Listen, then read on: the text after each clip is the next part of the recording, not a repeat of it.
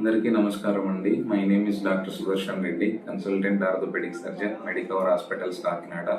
So ఈరోజు shoulder జాయింట్లో ఒక ముఖ్యమైన ప్రాబ్లం షోల్డర్ డిస్లొకేషన్ గురించి మనం తెలుసుకుందాం. షోల్డర్ డిస్లొకేషన్ అనేది నెగ్లెక్ట్ చేయకూడని విషయం అనమాట. షోల్డర్ జాయింట్లో మనకు సాకెట్ అంటారు, గ్లీనాయిడ్, హ్యూమరస్ బోను. సో సాకెట్ అనేది చాలా చిన్నగా ఉంటుంది, హ్యూమరస్ బోన్ చాలా పెద్దగా ఉంటుంది. దీని లోపల ఇది ఉండాలంటే దీని చుట్టూ కూడా లేబ్రమ్, క్యాప్సులో లేబ్రమ్ కాంప్లెక్స్ అనేది ఉంటుంది. దీనివల్ల మనకు ఈ బోన్ బయటికి రాకుండా, అంటే కీలు జారకుండా మనకు ప్రొటెక్షన్ చేయడానికి ఒక లేయర్ ఉంటుంది. సో ఇది మోస్ట్ కామన్గా ఒక యంగ్ అథ్లెట్స్ కానీ స్పోర్ట్స్ ఇంజురీస్ వల్ల కానీ, బైక్ మీద నుంచి కింద పడిపోవడం, సో ఇలాంటి ఇన్సిడెంట్స్ వల్ల ఈ లేబ్రమ్ డ్యామేజ్ అయిపోయి మనకు హ్యూమరస్ బోన్ అనేది యాంటీరో ఇన్ఫీరియర్గా ముందుకు డిస్లొకేషన్ రావడం జరుగుతుంది. సో యాంటీరో ఇన్ఫీరియర్ డిస్లొకేషన్ వచ్చినప్పుడు పేషెంట్ చెయ్యి మనకి మూవ్ చేయలేడు, తర్వాత డిఫార్మిటీ మనకు ఈజీగా కనిపించేస్తుంది, సివియర్ పెయిన్ ఉంటుంది. సో ఇది నెగ్లెక్ట్ చేయకుండా ఎక్స్రే చూస్తే మనకు డిస్లొకేషన్ కనిపిస్తుంది ఎక్స్రేలో. సో మనకు ఆర్థోపెడిక్ సర్జన్ కొంచెం అండర్ అనస్థీషియాలో రెడ్యూస్ చేయడం జరుగుతుంది. రెడ్యూస్ చేసిన తర్వాత మనకు ఆర్మ్ ఇమ్మొబిలైజర్, షోల్డర్ ఇమ్మొబిలైజర్ ఒక 4 to 6 weeks వేసుకోవడం వల్ల ఆ డ్యామేజ్ అయిన క్యాప్సులార్ లేబ్రమ్కి హీలింగ్ అయ్యే టైం మనం ఇవ్వడం జరుగుతుంది అనమాట. ఇది ఫస్ట్ టైం డిస్లొకేషన్ జరిగితే ఈ రకంగా ట్రీట్ చేసుకోవాలి. వీళ్ళు మల్టిపుల్ డిస్లొకేషన్స్ జరుగుతూ ఉంటాయి. ఒకసారి యంగ్ ఫెలోలో మనకు ఫస్ట్ డిస్లొకేషన్ అయ్యిందంటే మళ్ళీ రికరెన్స్ ఆఫ్ డిస్లొకేషన్ వచ్చే ఛాన్స్ 70 to 80% ఉంటుంది. సో నెగ్లెక్ట్ చేయడానికి వీలు లేదనమాట.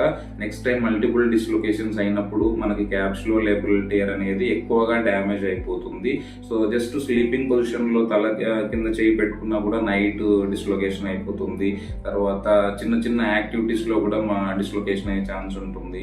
సో ఇలా ఉన్నప్పుడు నెగ్లెక్ట్ చేయకుండా ఎంఆర్ఐ స్కాన్ తీసుకోవాలన్నమాట, మనకు లేబ్రమ్ టియర్ ఏ లెవెల్లో ఉంది చూసుకోవడానికి. సో ఓన్లీ సాఫ్ట్ టిష్యూ బ్యాంకాట్ ఉందా, లేకపోతే బోనీ గ్లీనాయిడ్ ఎవల్షన్, బోనీ ఎవల్షన్తో పాటు మనకు ఇది డిస్లొకేషన్ జరుగుతుంది అన్నది చూసుకోవాలి. దాన్ని సాఫ్ట్ టిష్యూ బ్యాంకాట్ అండ్ బోనీ బ్యాంకాట్ అని చెప్పడం జరుగుతుంది. ఎంఆర్ఐ తీసుకున్న తర్వాత మనకు పర్మనెంట్ ట్రీట్మెంట్ వచ్చేసి డెఫినెట్గా బ్యాంకాట్ రిపేర్ అని చేయడం జరుగుతుంది. ఆర్థ్రోస్కోపీ ద్వారా మనం just 5 mm, less than 5 mm portals పెట్టేసి పోస్టీరియర్గా ఒకటి, యాంటీరియర్గా 2, 3 కీ హోల్స్ ద్వారా మనం అక్కడికి రీచ్ అయిపోయి డ్యామేజ్ అయిన లేబ్రమ్ దగ్గర మనం anchors, suture anchors, biodegradable anchors వేసి మనము ఆ లేబ్రమ్ని ఏదైతే చినిగిపోయిందో దాన్ని కుట్టు వేయడం జరుగుతుంది. దాని ద్వారా ఈ బయటికి వచ్చిన హ్యూమరస్ బోను మళ్ళీ సెంట్రల్ ప్లేస్లో ఉండడం జరుగుతుంది. మల్టిపుల్ డిస్లొకేషన్స్ రాకుండా మనము ప్రివెంట్ చేయడం జరుగుతుంది. ఈ ఆర్థ్రోస్కోపిక్ ఆపరేషన్ అనేది పర్మనెంట్ ఆపరేషన్ అనమాట. అలా నెగ్లెక్ట్ చేయడం వల్ల మనకు గ్లీనాయిడ్కి హ్యూమరస్ బోన్ రబ్ అయిపోయి మల్టిపుల్ టైమ్స్ హ్యూమరస్లో కూడా డిఫెక్ట్ అనేది ఫామ్ అవుతుంది. దాన్ని హిల్సాక్స్ లీజన్ అంటారు. ఆ హిల్సాక్స్ లీజన్ మనం చూసాము అని అంటే దాని అర్థం మినిమం 10 to 30 డిస్లొకేషన్స్ జరిగింటాయని మనం ఒక ఆలోచనకి రావచ్చు. అలాంటప్పుడు మనం రెంప్లిసాజ్ అనే ప్రొసీజర్ కూడా మనము ఆర్థ్రోస్కోపిక్ గా చేయడం జరుగుతుంది. సో అవసరం అనుకుంటే ఓన్లీ బ్యాంకాటా, రెంప్లిసాజ్ అన్నది మనం ఎంఆర్ఐ స్కాన్ చూసుకొని దాన్ని బట్టి ముందుకు వెళ్ళడం జరుగుతుంది.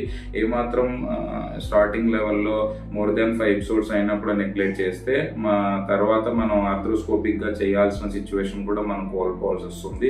అప్పుడు ఓపెన్ ప్రొసీజర్ చేసుకోవాల్సి వస్తుంది. సో మనం కొరకాయిడ్ బోను తీసి మనం ఎక్కడైతే డిఫెక్ట్ ఉందో ఆ డిఫెక్ట్ లో మనం ఈ బోను 2 స్క్రూస్ ద్వారా వేయడం జరుగుతుంది. దీన్ని లెటార్జెట్ ఆపరేషన్ అంటాం అనమాట. ఇది ఓపెన్ ప్రొసీజర్. తర్వాత మనకు bone loss more than 20 to 25% ఉంటే ఆ ప్రొసీజర్ చేయాల్సి వస్తుంది.